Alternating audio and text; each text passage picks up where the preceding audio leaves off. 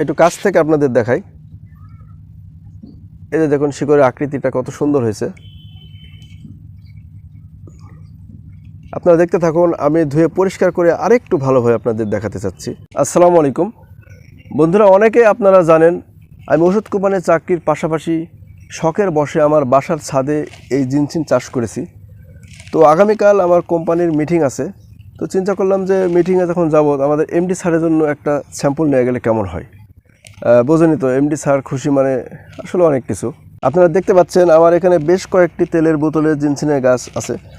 আমি এখান থেকে এই গাছটি সিলেক্ট করেছি, এই গাছটি উঠে দেখাবো আসলে শিকড়টি কেমন হয়েছে। যেহেতু নিয়ে যাব আমাদের কোম্পানিতে, শিকড়টি অবশ্যই একটু ভালো হতে হবে। আপনারা দেখতে থাকুন, আমি এই শিকড়টি উঠাবো। আসলে শিকড়টি অনেক এঁটে যায়, মাটিটা ওটাতে একটু দেরি হয়ে যাবে।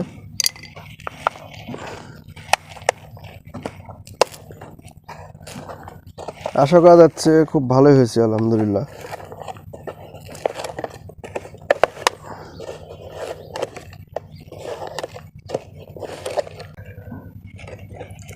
এই মাটি খুব তাকে এঁটে যায় শিকড় যখন বড় হয়ে যায়।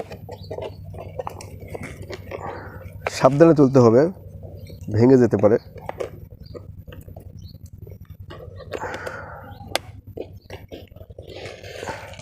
আলহামদুলিল্লাহ, এই যে দেখুন খুব ভালো হয়েছে শিকড়। একটু কাছ থেকে আপনাদের দেখাই। এই যে দেখুন শিকড়ের আকৃতিটা কত সুন্দর হয়েছে। আপনারা দেখতে থাকুন, আমি ধুয়ে পরিষ্কার করে আরেকটু ভালোভাবে আপনাদের দেখাতে চাচ্ছি। এই যে দেখুন আলহামদুলিল্লাহ, আমার আশার চেয়ে মহান রব্বুল আলামিন আমাকে অনেক বেশি দিয়েছে। আমি অনেক খুশি হয়েছি, এতটাই খুশি হয়েছি যে ভাষায় প্রকাশ করা যাবে না।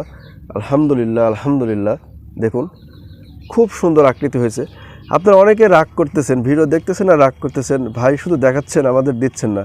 একটু অপেক্ষা করুন ভাই, আর একটু সময়, আর 2টা মাস সময় লাগবেই। আপনার মার্চ মাসে ইনশাল্লাহ তো উঠাবো ভাই।